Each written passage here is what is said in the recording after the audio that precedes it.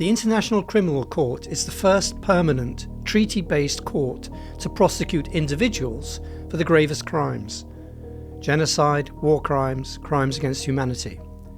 Its authority rests on a simple principle that no one, however powerful, is above the law. Over the past 18 months, that principle has been put to the test as never before in the court's history. At the centre of the most consequential case in the court's history are arrest warrants against Israel's Prime Minister Benjamin Netanyahu and his former Defence Minister Yoav Gallant for their part in war crimes committed in Gaza. The warrants triggered a fierce backlash. The United States imposed sanctions, Western officials issued warnings, and behind the scenes there was evidence of direct pressure on the court and its top lawyers and officials. Its chief prosecutor, Karim Khan, went on leave last May following allegations, which he fiercely denies, of sexual misconduct. A United Nations investigation examined those claims, and a panel of judges has concluded that there is no evidence to support a finding of misconduct beyond reasonable doubt. And yet, a panel of member states have refused to accept the conclusion of the court's most senior judges and are attempting to reinvestigate and relitigate the case, raising questions about due process, institutional independence, and whether the decades-old policy of maintaining Israel's impunity is shaping the outcome. All of this unfolds at a moment when the credibility of international law itself is in shreds over Israel's continuing genocide in Gaza. Can the court act independently in the face of such pressure? And will those accused of war crimes ever be held accountable? To discuss this, I'm joined by the prosecutor of the International Criminal Court, Karim Khan. Karim Khan, thank you for joining us today. You went on leave a year ago last May. A UN investigation has examined sexual misconduct allegations against you, and now a panel of judges appointed by ICC's governing body has cleared you of misconduct, citing insufficient evidence beyond reasonable doubt. How do you respond to the critics who argue that this standard of proof is too high for a workplace harassment case? Well, thank you for having me. In terms of the question, I cooperated with this ad hoc investigation that was created, this ad hoc process that was created by the Bureau of the Assembly of State Parties. You're quite right, there was a finding by 3 judges appointed by them. And in terms of the standard, I didn't devise the process, I didn't devise the standard. The standard that the judges applied is the standard given to them by the Political Bureau. It is a standard that is applied to every staff member, every elected official throughout the court's history. It is the standard that is applied by the International Labour Organization Appeals Tribunal, and that's the standard they apply. But the important aspect is it's all a bit of a red herring, if I may say so, because it's not as if the judges said, let's hold our nose. There's a bit of a stink here. We're satisfied on the balance of probabilities, or there's a prima facie case, but we're hamstrung. We can't do anything because the standard is this beyond reasonable doubt. One of the judges had very serious doubts, and there wasn't evidence, and I denied the matters, and I think it's very important that the evidence, the findings of the United Nations were looked at independently by 3 independent, competent, qualified, experienced judges, and they made that unanimous finding. What was your relationship with the ICC staff member who accused you of sexual harassment? And how do you respond to allegations that you threatened retaliation against that staff member who accused you? Well, unfortunately, I'm bound by confidentiality principles. I've tried my best as prosecutor, as a human being, as a barrister, as the founding special advisor of the UN team in Iraq, to treat everybody, whether they're victims, whether they're witnesses, whether they're judges, whether they're colleagues, with respect, and deal with people professionally and appropriately. I maintain I've done so, and this is why from the very outset, the time I was informed of the allegations, I denied them completely. I've denied them ever since, and I'm very pleased that 3 independent judges have come to the same conclusion, that looking at the evidence, looking at the report, there was no misconduct or breach of authority by me. Certainly no reprisals or abuse, harassment, as has been alleged. You were cleared by the judges appointed by the ICC's governing body's bureau. Why are member states of the bureau now voting to disregard that assessment, revisit the evidence and try and make up their own procedure? It's a very good question. I don't know. The process is a Khan-made process. It's specific to me. They've departed and varied the process since it started. One had thought that when they saw the findings, the very careful findings, what we say meticulous findings, of 3 independent judges that they appointed who have no skin in the game, they're not political appointees, they would simply close the matter, which is a natural consequence, one would think, of a finding that there's no evidence of misconduct or abuse of authority. They've devised a new stage, a new process. I have to submit additional, I've been invited to make additional submissions to the Bureau, and I will decide and will file those by the deadline. But it's concerning that they haven't closed it immediately, but we'll see what they do. Because the law binds everybody. It doesn't just bind me or the administration, it binds also the Bureau. They must work, I say, in accordance with the law. They must work in conformity with administrative and procedural fairness, and they can't simply reject a unanimous finding of judges because they want to get rid of me or because they think they know better. With the greatest respect, Bureau members, and have great respect for them, very seasoned political appointees or diplomats from countries that I respect, but with great respect, they're not judges. So compared to the judges who are competent and qualified and experienced and have independence and impartiality, I think with respect, the Bureau don't have those qualities, and it would be very dangerous just to sideline the judges because they don't like the conclusion of the judges that they appointed. Just to be clear, are you going to still cooperate with this process, even though you think it's an illegal one? Or are you going to say, I've done my bit now and I'm not cooperating with you anymore? Well, I've certainly done my bit. I mean, even the UN had said I was very cooperative. I've given them a lot of evidence and information. I complained at the beginning regarding a media campaign that was waged against me in parallel to the process, and I said that was there to prejudice decision makers and poison the environment and to convict me before a finding. I've given them information. I've made representations. I did the same to the judges of the Bureau, and they had a finding. I will make submissions to the judges, to the Bureau. I will make submissions to the Bureau, but the law should reign supreme.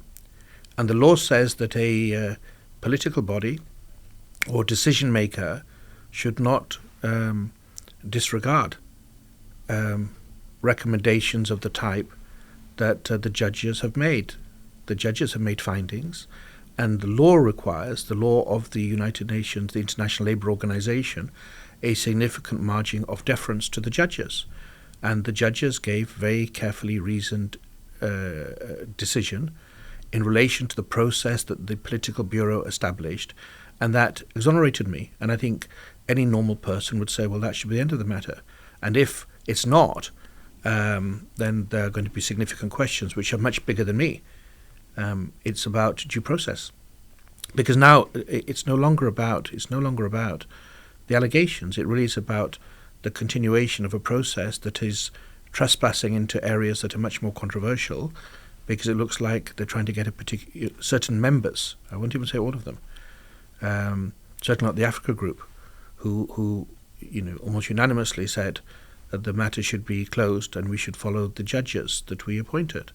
But if a process can be suborned, if it can be subverted, if it can be undermined because state appointees and diplomats for whatever reason, think they know better, then this is a template for getting rid of any elected official now or in the future on spurious or flimsy or fabricated or unfounded grounds. Would it be the end of the ICC? I think the ICC is much bigger than one individual, but any institution gains credibility from the decisions it makes and by the processes it fulfills. And the process of the Bureau will speak a lot about the relationship between due process and political power, in my view. The former UN Assistant Secretary General for the OIOS, this is the body that investigated you, Ben Swanson, confirmed in an expert report that there was insufficient evidence to support any finding of misconduct. What is the importance of that finding? Well, the most important finding is, in fact, of the judges. The judges independently over 3 months reviewed 5,000 pages of evidence. These are judges appointed not by me. I don't know them. I've never appeared before them. They don't come from the bubble of The Hague. I've been on leave for a year while there's been this media campaign being waged against me. They have reviewed, firstly, the evidence and the report of the UN investigators. But you're quite right. There is an independent expert report also from Mr. Ben Swanson, who was the Assistant Secretary General of the Office of Investigation. And he analysed the evidence and the report, and he came to the same conclusion that I was treated, there was egregious unfairness in how I was treated, but more importantly, there's no evidence to the required standard, and the matter should be closed. So it's important because it's another validation that somebody so senior, who knows the business of investigation, who knows UN standards, who was supervising all of the UN investigators in the world, he's critiqued the quality of the work and the contents of the evidence, and applying that experience, he's come to that conclusion. I think it is very important. So are we really seeing a concerted political attempt by certain member states just to remove you as prosecutor? Is this now a purely political issue that we're dealing with, not a legal one? Well, unfortunately, it seems to be moving from legality to political considerations and others. It's uncharted territory. It's never happened before.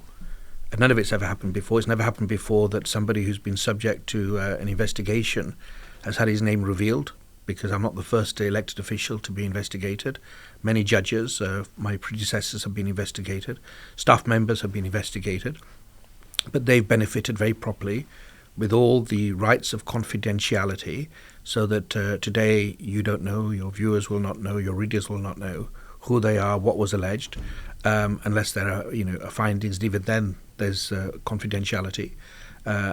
So that hasn't been applied in my case. It raises questions in my mind, I must confess. Why am I treated so differently? Have you applied formally to recuse 3 leading members of the Bureau? And if you have, what are your grounds for making that application? Well, I did seek the recusal of 3 individuals. One voluntarily recused themselves. In relation to the 2 others, I then filed an application to the Bureau to disqualify them on a number of different grounds. The Bureau, in a short decision, rejected that. But I had concerns. My lawyers had concerns. We made an application that there was a real apprehension of bias for reasons that we gave, multiple reasons that we gave. One of them allegedly leaked your name to the press. One of them also gave my name to the press in October of 2024. That's correct. And that is unprecedented in the ICC history, because a lot of officials have been investigated, but they remain anonymous. You, for some reason, did not remain anonymous. Why was that? I don't know.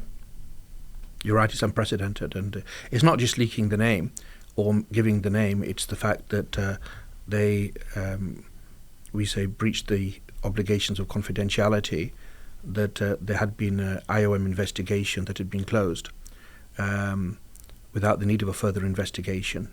there was no cause for my name to be given or that I had been subject to an IOM investigation at all. And that was not a matter of discussion with me. It was simply a unilateral decision that was taken for reasons that I don't know. If the Bureau makes a finding of serious misconduct, member states of the ICC will vote on your removal. Are you confident about keeping your position? Well, I'm confident that there was no misconduct. It depends what the decision is going to revolve around. Is it going to be, if there's misconduct, serious misconduct or lesser misconduct? If that's the question, well, we already have the answer from 3 independent judges, and it should be closed. The fact it is not closed, and there's another further stage, is curious. It's curious, and I don't know what the Bureau are thinking. I don't know what the Bureau are planning. I don't think there's a unity of views. We have seen, for example, the first time there was a decision not by consensus. What's been reported, at least, is that a number of countries were against this new further stage. They thought it should be closed and the Bureau as a whole should follow the judges. But we'll see what they do once they read the additional submissions. We say the right thing is to follow the process they've created and to close the matter down and let me get back to the office and fulfill my responsibilities as the prosecutor of the ICC. If they're motivated by different considerations, a different decision may be made, but I don't know. Generally, I assume good faith. I think most states want to do the right thing unless there's some countervailing incentive or pressure that I don't know about, and more than that I can't say. To whom could you appeal if this judgment went against you and they voted for your removal? Well, if they do that and there's a 2/3 majority decision by the Assembly of State Parties that there is misconduct, and they also decide to disregard the unanimous decision of the judges that have been appointed, that have no skin in the game and that are qualified and independent and experienced judges, if the political representatives of the Bureau decide to, by 2/3, to say there's misconduct, then they then need to have a vote and find, by an absolute majority, decide to remove me. But regardless, the right of redress, if is before the ILO-AT, the International Labour Organization Appeals Tribunal, who would look whether or not the process is fair, whether or not my rights have been protected or they've been violated, and whether or not the process and the construction or the engineered process is compliant with administrative law or is a violation of it. And I think in all of that, I go back to the 3 independent judges that the Bureau handpicked, selected, and who've made a unanimous finding. And so, in a way, one could ask, why are we even talking about this? There was clarity and now there's uncertainty, and that's not coming from me. Going back over the sort of traumatic events of the last year, in 2024, the ICC issued arrest warrants for Benjamin Netanyahu, the Israeli Prime Minister, and his former Defense Minister Yoav Gallant. Before going on leave last May, were you preparing additional arrest warrants for other Israeli ministers or officials? I can't possibly comment on that. I mean, the men and women of the office have worked tirelessly in general, and in the Palestine team, they've been working very hard.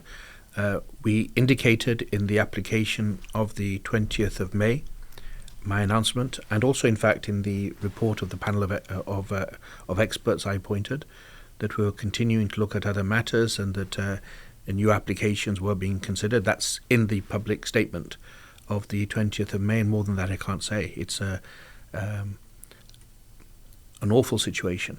What happened on the 7th of October in Israel, it's awful and horrendous to see what happened in Gaza.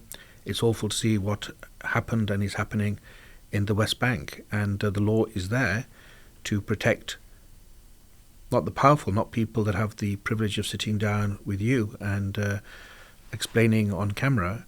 It's meant to serve those who are looking at the rubble that was their home, or they're looking at the graves of those that have they've buried, or they're looking at what are they going to feed their children, or what kind of shelter are they going to have when the rains come.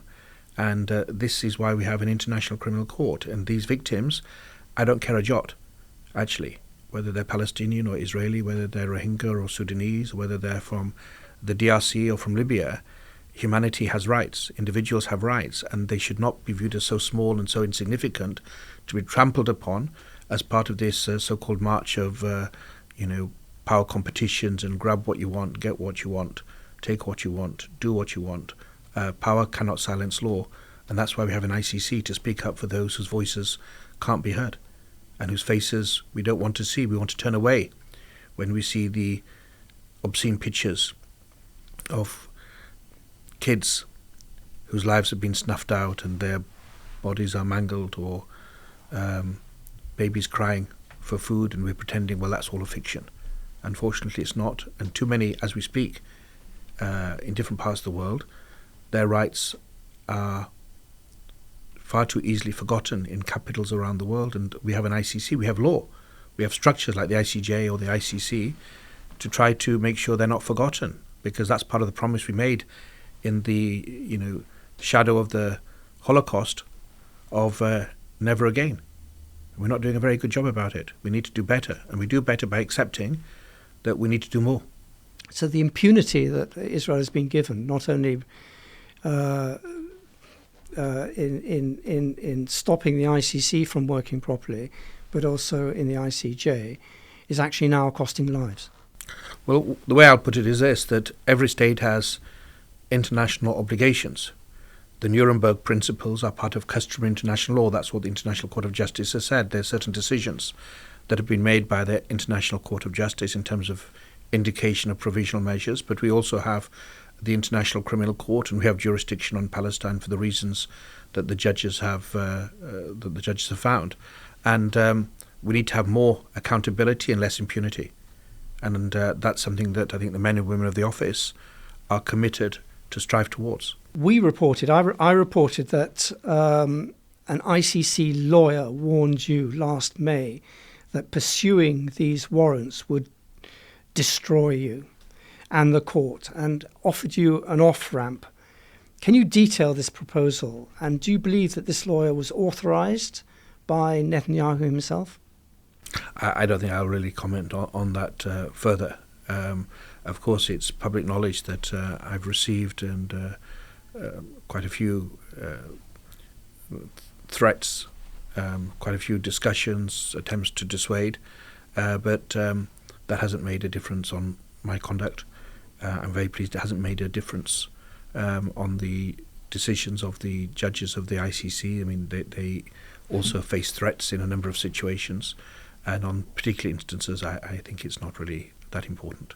Netanyahu claims that you sought the arrest warrants in May 2024 to distract from your misconduct allegations. But isn't it true you actually slowed the process of applying for the arrest warrants down by convening a special legal panel to review the evidence? Well, no, I didn't slow it down at all. I built, in fact, the Palestine team. My predecessor had opened an investigation in March 2021. I commenced my term in June 2021, and it was what's called a ghost team. It was on paper, we didn't have staff, and we started building up the resources on the Palestine team, and we had a plan, and we were trying to move forward in a certain way according to a strategy. Of course, there was an acceleration and additional resources after the 7th of October. And one of the steps that I took is I changed the reporting line of Palestine, so it reported directly to me and not to my deputies, because I did the same thing in Ukraine, because I wanted to prioritize it, and I also wanted to make sure that the attention of my deputies was not diluted from the other important situations that they were responsible for. So we tried to make sure there was not a cost, to the extent we could, to other victims and other situations we were looking at. And I also strengthened the team further. And in January, I also, of 2024, the panel got to work. I announced, in fact, the reporting to me of the team, of the Palestine team, at the Assembly of State Parties in New York in December 2023. So this wasn't to slow matters down. It was to make sure that the case wasn't going to crumble. It would give me additional confidence that the quality control that is an important part of due process was met, that my own assessment and the assessment of the other evidence reviewers was supplemented by giants of international law like Sir Adrian Fulford or Baroness Lena Kennedy or Elizabeth Wilmshurst or Judge Ted Moran, and so on and so forth. And it was really just to ensure the quality and to give me the confidence that the case would be as strong as we needed it to be, because of course what you don't want to do is just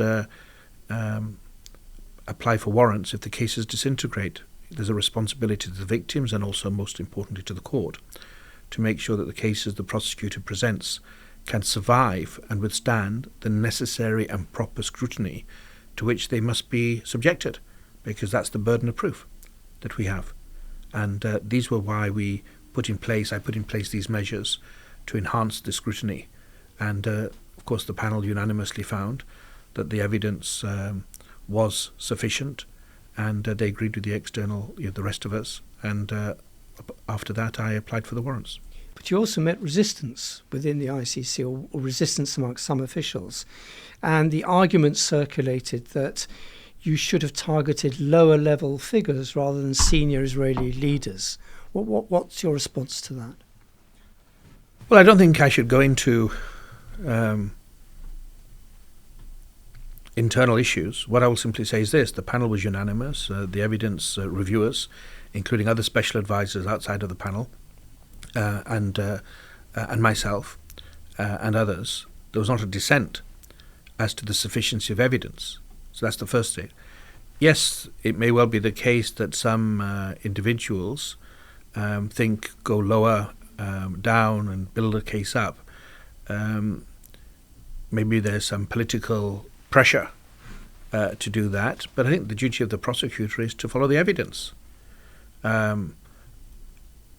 Leaving aside warrants for Omar al-Bashir or Mladic or Karadzic or Charles Taylor, who were, or President Duterte for that matter, who were all former heads of state, the important issue is, what does the evidence show? And we have to go in that direction. Nobody raised this criticism that I heard of, apart from the Russian Federation, when I submitted an application for a warrant for President Putin. It wasn't personal. I've never met the man. I've got nothing against any individual. I simply look at the evidence and look at the law and see if the crimes have been committed, if there's a linkage between those crimes and an individual, and if so, who are those individuals, and we make applications. The same standard, the same principles, and the same law was applied in the Israel-Palestine situation, and the judges unanimously made their decision of granting the warrant, and that's the important thing. It's not about my application. It could be baloney, but it wasn't. It was a strong case, and it was looked at by judges, and they granted the warrant. And that's the quality control, the additional quality control that we have in due process. There are independent judges, which is why always I will back independent judges' determinations over political preferences, because political preferences, by the definition, can be informed by self-interest. It can be informed by irrelevant or improper or baser considerations of expediency rather than principle. And the law, to gain the confidence of people domestically or abroad, has to be seen to be above party politics or self-interest. It must stand for something greater, which is the principle of the law being above all of us. Goes back to King John. The king is under no man but God and the law. And this applies in principle at the international level as it does domestically, or it should. While you were preparing the warrants, you received a security briefing about the risks that Mossad was around and you are under Mossad surveillance. Have you personally seen evidence to this effect? Were you under Mossad? Did you think that there was a team in Mossad in The Hague surveying you? I think the way to answer it is the Dutch is the host country, very grateful to the assistance of the Dutch. Yes, I received information in March that I was under close surveillance by GRU and also aspects of Israeli intelligence, but I informed the relevant authorities of this, and I can't comment further. What was that? I'm not trained in counter-espionage. I haven't seen somebody trailing me. No. I wouldn't know. I passed on the information. Do you think this was to intimidate you? I think others can draw their own conclusions. I haven't the foggiest. I can simply answer your question that you put to me, that yes, we received information. Of course, it would be naive to think otherwise. The court has been subject to cyber attacks before all of this. The Dutch government did publicly say in 2021 that they had uncovered a plot for the GRU to place somebody in deep cover from Brazil in my office, in the office of the prosecutor. That was unmasked by the Dutch intelligence services, and the person was arrested and detained at Schiphol and I think deported. So it's normal from one perspective that intelligence services will be interested in the work of the ICC. I don't know to the extent of any activities other than what I've said, and we, in a way, we should do what we can do. We should focus on our strengths, which is integrity, understanding the law, understanding the facts, gathering evidence, investigating, incriminating and exonerating evidence, and putting those applications to the judges. And the surrounding circumstance rely upon the assistance of state parties who are meant to protect the court and the institution and the individuals that may be under threats and surveillance. And, we're lucky to be in the Netherlands, and the Netherlands have their own responsibilities, and I can't comment further on that. And you also received public threats from US politicians. I'm thinking of US Senator Lindsey Graham, who explicitly threatened you with sanctions. Is that true? Well, it is. I mean, even before that, it's now public, of course, that senators had threatened me and my family and the family of the court if we do certain things in terms of Israel and Palestine. So, yes, I had a conversation also with Lindsey Graham and with some other senators from both parties.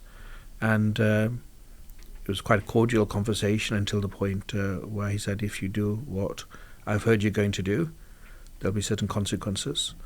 And he expressed a view what the court should be focusing on and where it should be focusing. And did he claim to be speaking for Trump? No, I think he spoke. He spoke as a United States senator with the other senators on the call. He didn't say he was passing a message from President Trump. Of course, he spoke for a purpose with the other senators to express, I think, their concern and likely consequences if what they apparently had heard was to come to pass. You did get a specific call on the 23rd of April, which we've reported, the 23rd of April 2024, from the then British Foreign Secretary, Lord Cameron.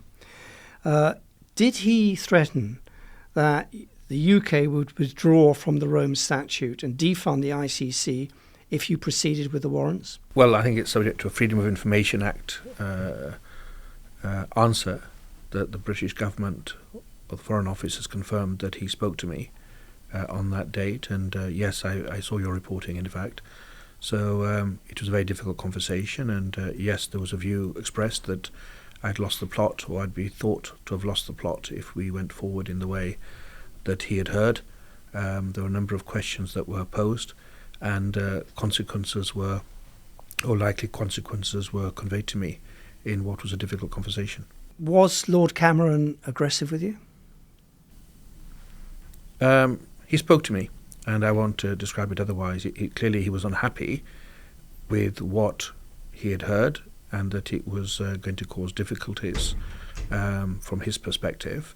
And I was left in no doubt that, of course, the UK is one of the biggest funders of the court, and the United Kingdom, his party, the governing party at the time, as he put it, and also the United States may think that I would lose the dressing room, in the political dressing room, that would lead to some difficulties. And of course he was right.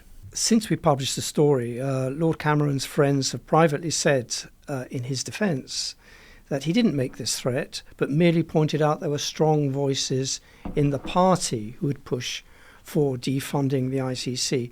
Is that a valid interpretation of the call? Well, if that's what they've said, what did Her Majesty the Queen say? There can be differences of recollection. But, I was... there was somebody else on the call in my office. There was somebody else on his side. I think I'll say what I've said. It can be characterised in any way. It was a call that was difficult, and it was a call in which clearly a call with a purpose, which was to offer views about the wisdom or appropriateness of going forward in the direction that had been relayed already to the United Kingdom, because of course I'd relayed this already to the United Kingdom and other countries in the Security Council.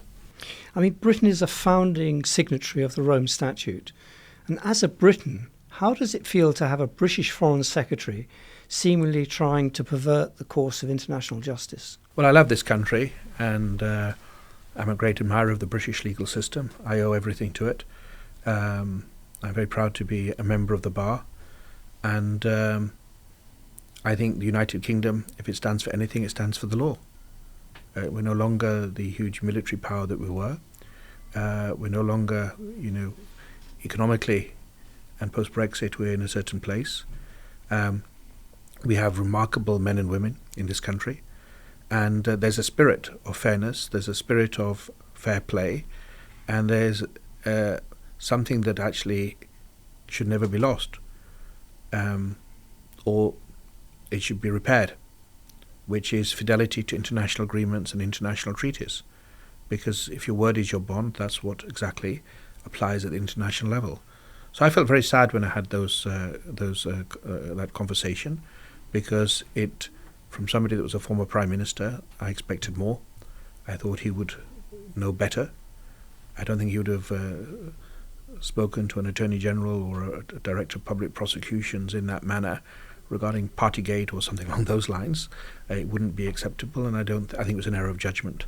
At the best one could say it's an error of judgment. I think that he spoke to me in the manner that he spoke to me, and it's disappointing, because we want the United Kingdom and every country actually of the world equally to represent the best of itself, which includes a compliance with international law and obligations and respect to public servants that are seeking, with whatever limitations they have, to serve the public good or the international good by fulfilling their mandates effectively and properly, which must of course have within it independence of thought and independence of judgment.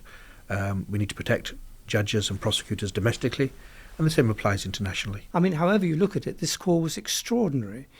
We've got a new government now. Shouldn't there be an official UK government investigation into this call? No, I'm not going to comment on those party political issues. I mean, I'm not in the UK government. I'm not a decision maker. I've got enough on my plate at the moment. I'm on leave, but as the prosecutor, hopefully when I go back, focus on the mandate. Others must decide what, if anything, to do.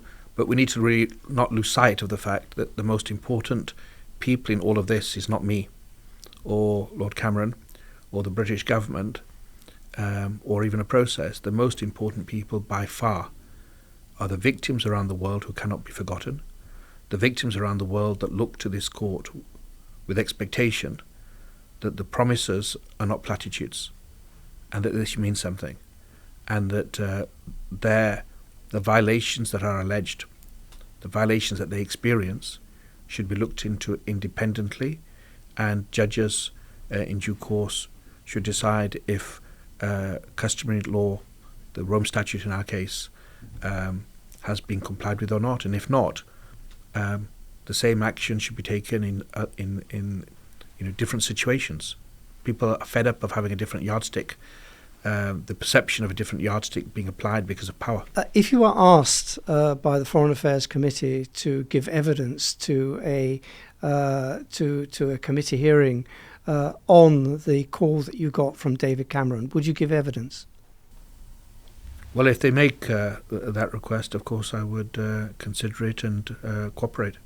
How disruptive has your enforced leave and the focus on all of these allegations been on the ICC's actual work? Has it been paralysed for the last year? I can't comment on that. There's 2 deputies that are in the office.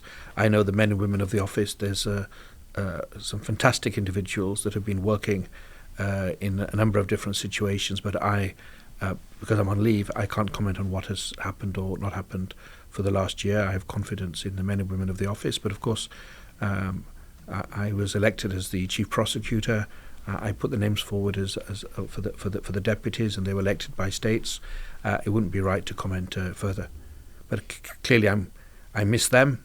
I miss the office, and I'm keen to continue my service to the best of my ability. Both you and your deputies have been sanctioned by the Trump administration. Can you effectively carry out your duties under these conditions, even if you did return? Yes, I think we can. I mean, I was sanctioned I think I was the first person sanctioned. I was the guinea pig in February by President Trump as he came in, and then in August the deputies were sanctioned. And then later on, some of the Palestinian NGOs and people like Francesca Albanese, special rapporteurs. The United States, of course, did it to hurt. It did it to dissuade, to ensure compliance with their preferred option, which is no investigations in Palestine. In the same way that Russia has convicted me and other judges in absence for the temerity of saying the law applies in Ukraine, and we made applications and judges ruled upon it. I think there is a fortitude in the judges in the institution and amongst many staff that will realise, and that does realise, that it's not about us, it's about the victims, and so we keep going forward. And we, of course, need and hope to get the support of state parties to protect the institution and the individuals by ensuring that shoddy deals are not arrived at which marginalises due process, because that would be anathema to get rid of due process as a bit of a camouflage, as a bit of a mask for other ulterior motivations. And the court is carrying on, and I think the office has to carry on because its credibility depends upon it. And that's in all situations. If you return to your duties, you'd be going back to an office where some people have been briefing against you for over a year. How would you navigate that internal division? Well, let me go back first, and that's the first step. And then, of course, one will communicate. But, the office and the court is a young institution. It came into force in 2002. It's correct that even before I was elected and started my mandate, there were issues. There was an independent expert report in 2020 talking about a toxic work culture, divisions and groups and schisms, and I've tried to address that, but clearly not enough. Much more work needs to be done, and you carry on the plan that we had, but also have more dialogue, listen and engage, and at the same time keep communicating.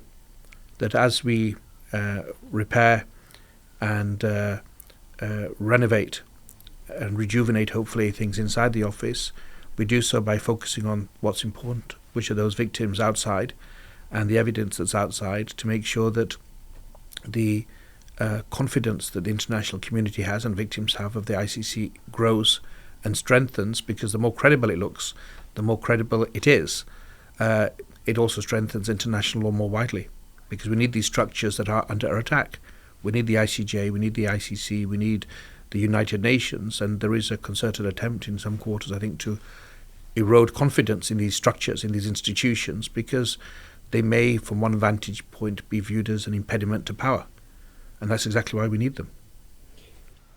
for the best of motives and the most noble of motives, you held your silence for a year, while your opponents did not. They really put your name through the mud. Was that the right strategy to follow? I'm not sure if it was the right strategy. I think it was the correct strategy. I'm an officer of the court.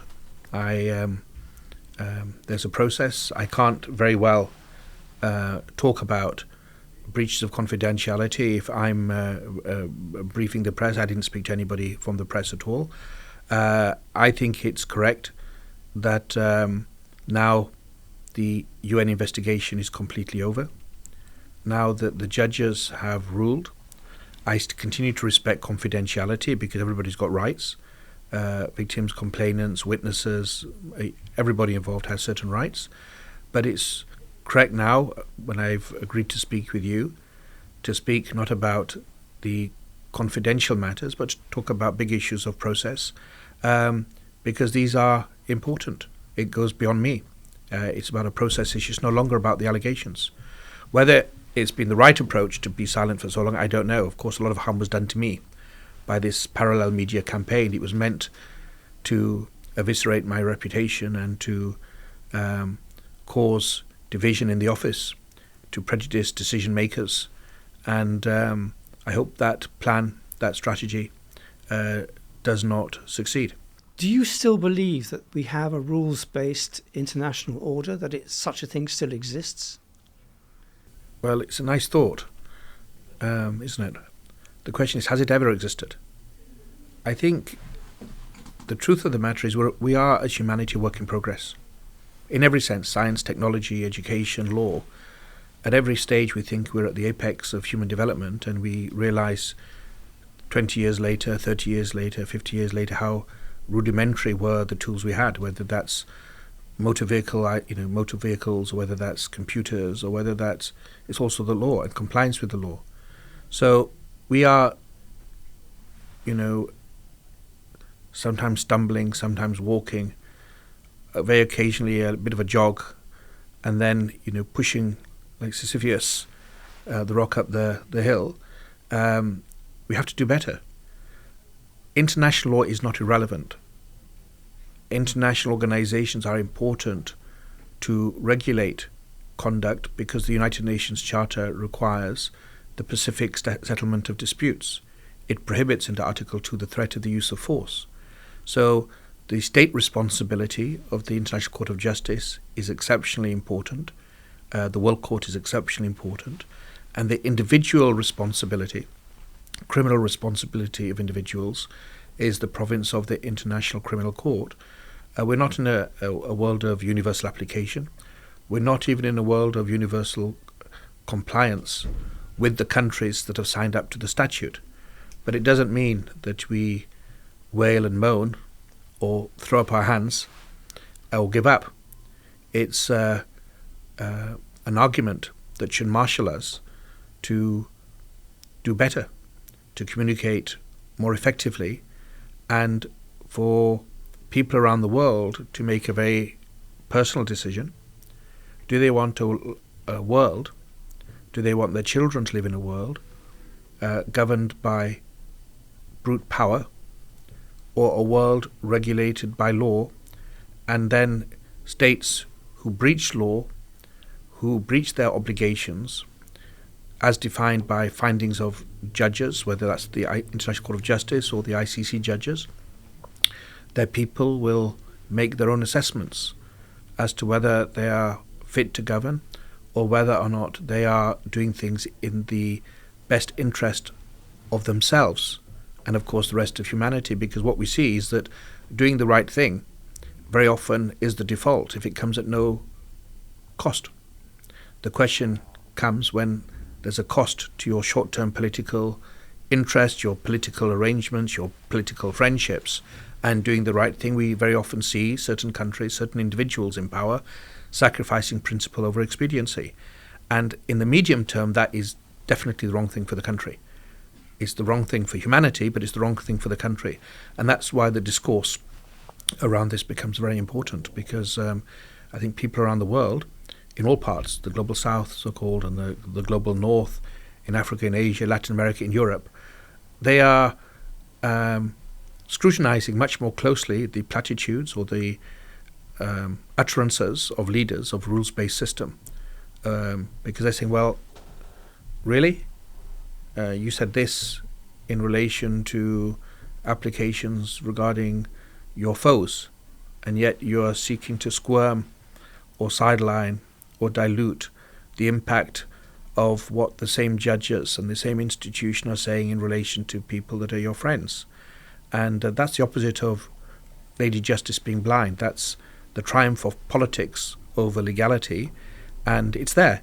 But we need to call it out, and the best people to call it out after there's been judicial determinations are the people in the countries concerned.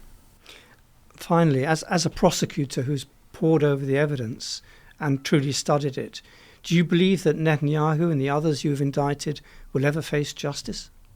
Well, yes, I do, in fact. I think justice comes in many shapes and forms. The international courts, the ICC's warrants have to be executed by states. Things change. Now it seems to be difficult, but even on the 20th of May, in my application, I did say that the door to complementarity remains open. It's not a favour of a prosecutor. A country has the first obligation to investigate and prosecute breaches of international law, and only when they're unwilling or unable to do so does the ICC come into place. So one hopes, we've seen in Australia certain action taken in relation to historic allegations, one hopes that there's justice, because in the end a country strengthened, not weakened, by holding not only the national flag but the flag of justice aloft and trying to make the two combine, that there's no duality between the national interest and doing the right thing and being a good player, being a good partner in the international community. At the moment, in many countries, there's a big gap. It's like night and day. But we want to try to have a convergence of those principles, and I think there will be justice as long as states fulfill their obligations and people start calling out double standards, allegations of selectivity, and they start supporting the court. One thing that I really keep repeating is justice is too important to leave to the lawyers.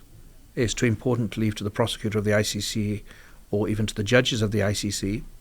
Until your readers and until your viewers take the same approach to justice as we do to the environment, that it's everybody's business, we're not going to get the change we need. Everybody should say they've got a stake in justice, whether they're affected or they're not. And we're seeing those changes. South Africa now has brought cases in the ICJ not for the crimes of apartheid that they've suffered horrendously for decades with the connivance of many, but they are fighting. They've put forward a case for allegations against Palestine and the Palestinians. Even tiny country, great country, but tiny country like the Gambia raised its voice and has filed a case not for colonial domination in West Africa, but for the crimes alleged by the Tatmadaw, the Myanmar forces against the Rohingya. So this democratization of the law, this increased willingness of states to use the law to protect others is something I very much welcome, and the ICC is in that universe as well, but we need people to support it and to demand that it is supported by their governments. Karim Khan, thank you very much. Thank you.